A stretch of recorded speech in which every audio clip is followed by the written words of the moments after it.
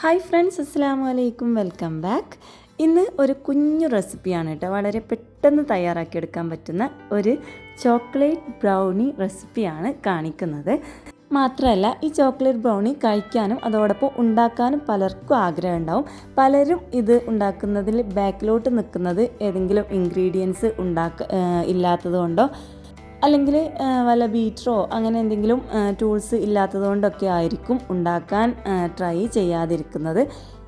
അപ്പോൾ ഇന്ന് ഞാൻ ഈ ഒരു റെസിപ്പി കാണിക്കുന്നത് വളരെ സിമ്പിളായിട്ട് നമ്മൾ ബീറ്ററോ ഓവനോ ഒന്നും ഇല്ലാതെ, അതോടൊപ്പം ബ്രൗണിയിൽ എല്ലാവരും യൂസ് ചെയ്യുന്നത് ബട്ടറാണ്. അപ്പോൾ ബട്ടറും കൂടി ഇല്ലാതെ ആണ് ഞാനിന്ന് ബ്രൗണി നിങ്ങൾക്ക് കാണിച്ചു തരുന്നത്. അപ്പോൾ എല്ലാവരും മസ്റ്റായിട്ട് ട്രൈ ചെയ്ത് നോക്കുക. അപ്പോൾ നമുക്ക് പെട്ടെന്ന് തന്നെ ഒന്ന് ഉണ്ടാക്കി നോക്കാം.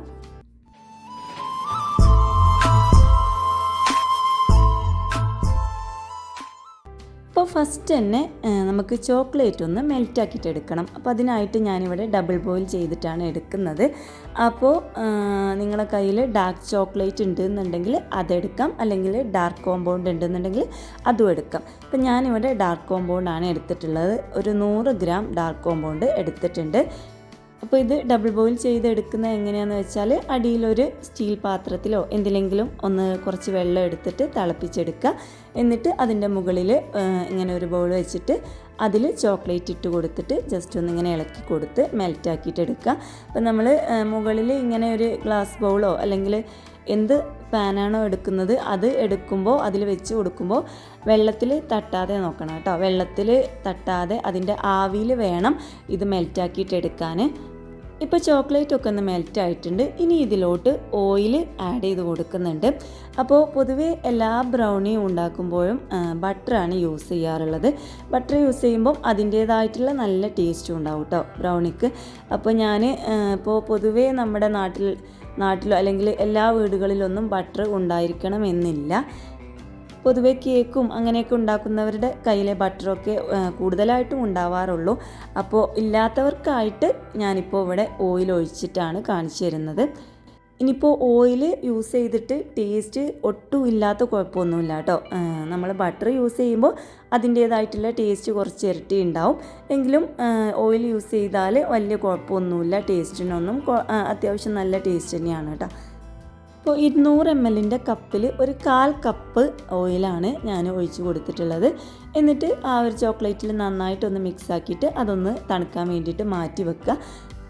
ഇനി നമുക്ക് ഡ്രൈ ഇൻഗ്രീഡിയൻസ് ഒക്കെ ഒന്ന് എടുക്കാം. അതിനായിട്ട് ഞാനിവിടെ 200 ml കപ്പിൽ 1 കപ്പ് മൈദ ഫ്ലോറും ഒരു 2 ടേബിൾ സ്പൂൺ കൊക്കോ പൗഡറും ഒരു 1/2 ടീസ്പൂൺ ബേക്കിംഗ് പൗഡറും കൂടിയാണ് എടുത്തിട്ടുള്ളത്. അപ്പോൾ ഇത് ബ്രൗണി ആയതുകൊണ്ട് തന്നെ ഒരുപാട് തരിച്ചെടുക്കുകയൊന്നും വേണ്ട കേട്ടോ. കാരണം നമ്മൾ സാധാ നോർമൽ കേക്ക് ഉണ്ടാക്കുമ്പോൾ ഉള്ള ആ ഒരു സോഫ്റ്റ് ഒന്നും ബ്രൗണി ഉണ്ടാക്കുമ്പോൾ ആവശ്യമില്ല. അപ്പോൾ അതുകൊണ്ട് തന്നെ ഒരു പ്രാവശ്യം ഞാൻ തരിച്ചെടുത്തിട്ടുള്ളൂ. അതുപോലെ തന്നെ ബ്രൗണി ഉണ്ടാക്കുമ്പോൾ ബേക്കിംഗ് സോഡ ആഡ് ചെയ്യലില്ല, ബേക്കിംഗ് പൗഡർ മാത്രം ആഡ് ചെയ്താൽ മതി. അങ്ങനെ ഒരു ഡ്രൈ ഇൻഗ്രീഡിയൻസ് ഒക്കെ ഒന്ന് റെഡിയാക്കി വെച്ചിട്ടുണ്ട്. ഇനി ഒരു മിക്സിയുടെ ജാർ എടുത്തിട്ട് അതിലോട്ട് പൊടിച്ച പഞ്ചസാരയാണ് കേട്ടോ ഞാനിവിടെ യൂസ് ചെയ്തിട്ടുള്ളത്. അപ്പോൾ അത് ഞാൻ കാണിച്ചു തരുന്നില്ല. ഇനി നിങ്ങൾ പൊടിക്കാത്ത പഞ്ചസാരയാണ് യൂസ് ചെയ്യുന്നതെന്നുണ്ടെങ്കിൽ ഫസ്റ്റിൽ ഒരു 200 ml കപ്പിൽ ഒരു 1/4 കപ്പ് പഞ്ചസാര എടുത്തിട്ട് നന്നായിട്ട് ഫൈനായിട്ടൊന്ന് പൊടിച്ചെടുക്കുക. എന്നിട്ട് അതിലോട്ട് 2 മുട്ട പൊട്ടിച്ചൊഴിച്ച് കൊടുക്കുക. അതോടൊപ്പം 1 ടീസ്പൂൺ വാനില എസൻസ്, ഒന്നോ അല്ലെങ്കിൽ ഒരു 1/2 ടീസ്പൂൺ വാനില എസൻസ് ഒഴിച്ച് കൊടുത്തിട്ട് ഒന്നങ്ങ് അടിച്ചെടുക്കുക കേട്ടോ. ആ പഞ്ചസാര നന്നായിട്ടൊന്ന് മെൽറ്റ് ആവുന്ന രീതിയിൽ അടിച്ചെടുത്താൽ മതി കേട്ടോ. ഒരുപാട് നേരം പതപ്പിച്ചെടുക്കേണ്ട ആവശ്യമൊന്നുമില്ല. എന്താണ് അമ്മനൊരു പണി? ഞാൻ പോയപ്പോത്തിന് അമ്മന് വന്ന് ഇളക്കൽ തുടങ്ങിയില്ലേ അമ്മനോ?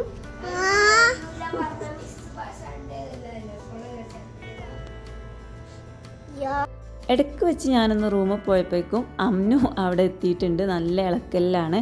അപ്പോൾ ആ ഒരു ഡ്രൈ ഇൻഗ്രീഡിയൻസ് ഒക്കെ നന്നായിട്ടൊന്ന് മിക്സാക്കി കഴിഞ്ഞാൽ നമ്മൾ റെഡിയാക്കി വെച്ചിട്ടുള്ള ആ ഒരു ചോക്ലേറ്റ് മെൽറ്റാക്കി വെച്ചിട്ടുണ്ടല്ലോ അതും കൂടി അതിലോട്ട് ഒഴിച്ചു കൊടുത്തിട്ട് നന്നായിട്ടൊന്ന് മിക്സാക്കിയിട്ട് എടുക്കുക കേട്ടോ. സാധാരണ നമ്മൾ കേക്ക് ഉണ്ടാക്കുന്ന ബാറ്ററിൻ്റെ അത്ര ലൂസ് ഉണ്ടാവില്ല കേട്ടോ ബ്രൗണി ഉണ്ടാക്കുമ്പോൾ. ഇതിപ്പോൾ കുറച്ച് ടൈറ്റ് ആയിരിക്കും, കുഴപ്പമൊന്നുമില്ല. ഈ ഒരു ടൈറ്റിൽ തന്നെയാണ് നമ്മളിത് ബേക്ക് ചെയ്തെടുക്കേണ്ടത്. ഇങ്ങനെ ബ്രൗണി ഉണ്ടാക്കുമ്പോൾ ഇത്ര ടൈറ്റ് ഉണ്ടാവും കേട്ടോ.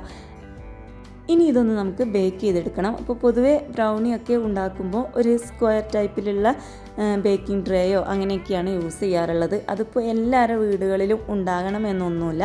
അപ്പോൾ കേക്ക് ഉണ്ടാക്കുന്നവരുടെ കയ്യിലൊക്കെ പൊതുവായിട്ട് ഉണ്ടാവുള്ളൂ. അപ്പോൾ എൻ്റെ കയ്യിൽ ഒന്നുണ്ട്, പക്ഷേ അത് കുറച്ച് വലുതായതുകൊണ്ട് തന്നെ ഞാനിപ്പോൾ നമ്മുടെ സാധാരണ പുഡിങ്ങൊക്കെ ഉണ്ടാക്കുന്ന ഗ്ലാസിൻ്റെ ട്രേ ഉണ്ടല്ലോ, അതാണ് കേട്ടോ എടുത്തിട്ടുള്ളത്. അപ്പോൾ നിങ്ങൾക്ക് കാണിച്ചു തരാൻ വേണ്ടിയിട്ടും കൂടിയാണ് ഞാൻ ഇതെടുത്തിട്ടുള്ളത്. ഇതിലും നമുക്ക് ബ്രൗണി ഉണ്ടാക്കിയിട്ട് സാധാരണ നമ്മൾ വീട്ടിൽ കഴിക്കാനൊക്കെ യൂസ് ചെയ്യാം കേട്ടോ. അപ്പോൾ ഈ ഒരു ഗ്ലാസ് ട്രേയിലാണ് ഞാൻ ഇന്ന് ബ്രൗണി ബേക്ക് ചെയ്തെടുക്കുന്നത്. ആ ബേക്കിംഗ് ട്രേയിൽ അടിയിൽ കുറച്ച് ഓയിൽ സ്പ്രെഡ് ചെയ്തിട്ട് ബട്ടർ പേപ്പർ വെക്കാൻ വേണ്ടിയിട്ട് മറക്കരുത് കേട്ടോ. അപ്പോൾ ഞാൻ ഇങ്ങനെ ഒരു ബിരിയാണി പോട്ട് എടുത്തിട്ടുണ്ട്. ഇനിയിപ്പോൾ നിങ്ങളുടെ കയ്യിൽ അലൂമിനിയം വലിയ ചെമ്പോ അങ്ങനെ എന്തെങ്കിലും ആണെന്നുണ്ടെങ്കിൽ അതിലും ബേക്ക് ചെയ്തെടുക്കാം കേട്ടോ. അപ്പോൾ ഒരു 10 മിനിറ്റ് ഞാൻ പ്രീഹീറ്റ് ചെയ്ത് വെച്ചിട്ടുണ്ട്. എന്നിട്ട് അതിൻ്റെ അടിയിൽ ഉള്ളിൽ ഒരു റിങ് വെച്ചിട്ട് അതിൻ്റെ മുകളിൽ നമ്മൾ ബേക്കിംഗ് ട്രേ വെച്ച് കൊടുത്തിട്ടുണ്ട്. ഇനി ഞാനിത് ഒരു അലൂമിനിയം ഫോയിൽ കൊണ്ട് മൂടി വെച്ചിട്ടാണ് അതിൻ്റെ അടപ്പ് അടച്ച് വെച്ചിട്ടുള്ളത്. കാരണം ഇതിൻ്റെ അടപ്പിന് കുറച്ച് ടൈറ്റ്, ആവി പുറത്തേക്ക് പോകാനുള്ള ചാൻസ് ഉണ്ട്. അപ്പോൾ അതുകൊണ്ടാണ് ഞാനിങ്ങനെ എപ്പോൾ ബേക്ക് ചെയ്യുമ്പോഴും അലൂമിനിയം ഫോയിൽ കൊണ്ട് ഒന്നിങ്ങനെ ടൈറ്റ് ചെയ്ത് കൊടുക്കലുണ്ട്. ഇനി നിങ്ങളെ കയ്യിലിപ്പോൾ അലൂമിനിയം ഫോയിൽ ഇല്ലയെന്നുണ്ടെങ്കിൽ കുഴപ്പമൊന്നുമില്ല, നന്നായിട്ട് ടൈറ്റിൽ അടച്ച് വെച്ചാൽ മതി കേട്ടോ. അപ്പോൾ ബേക്ക് ചെയ്തെടുക്കുമ്പോൾ ഫസ്റ്റ് ഒരു മീഡിയം ഫ്ലെയിമിൽ ഒരു 25 മിനിറ്റ് ബേക്ക് ചെയ്തെടുക്കുക. അതിനുശേഷം ഒരു 25 മിനിറ്റ് ലോ ഫ്ലെയിമിലാക്കിയിട്ട് ബേക്ക് ചെയ്തെടുക്കുക കേട്ടോ.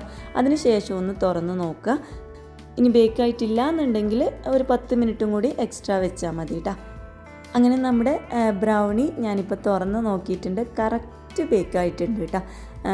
കുത്തി നോക്കിയപ്പോൾ ബേക്കാവാത്ത കുഴപ്പമൊന്നുമില്ല, ഉള്ളിലൊക്കെ നന്നായിട്ട് വേവായിട്ടുണ്ട്.